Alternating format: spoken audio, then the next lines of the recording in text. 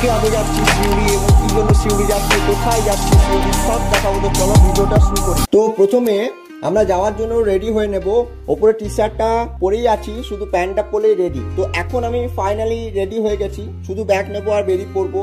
এখন আমার টুকটুকও সাথে নিয়ে নিয়েছি এবং বেরিয়ে পড়েছি। এবং কোথাও যাওয়ার আগে প্রথমে বাড়ির মাকে প্রণাম করে নেব, তারপর রওনা দেব। আমি প্রথমে চলে এলাম বক্রেশ্বর থার্মাল পাওয়ার গেটের সামনে। আমি গেটের ভিতরে ঢুকে গেটের পাশেই আমার টুকুকে রেখে হাঁটতে হাঁটতে চলে গেলাম টাউনশিপের ফ্রি বাস ধরতে।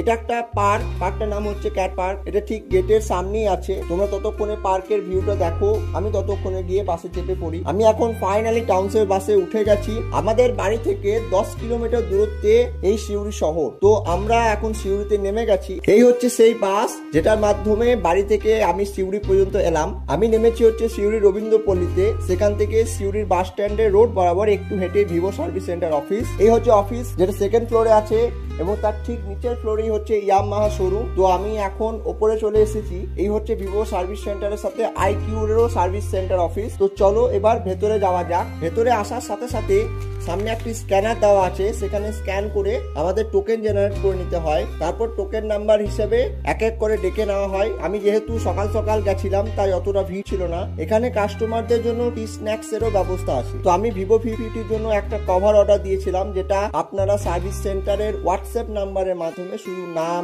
IMI নাম্বার, ফোন নাম্বার আর কি অর্ডার করতে চান সেটা লিখবেন। হোয়াটসঅ্যাপের মাধ্যমে খুব সহজেই অর্ডার করা যায়।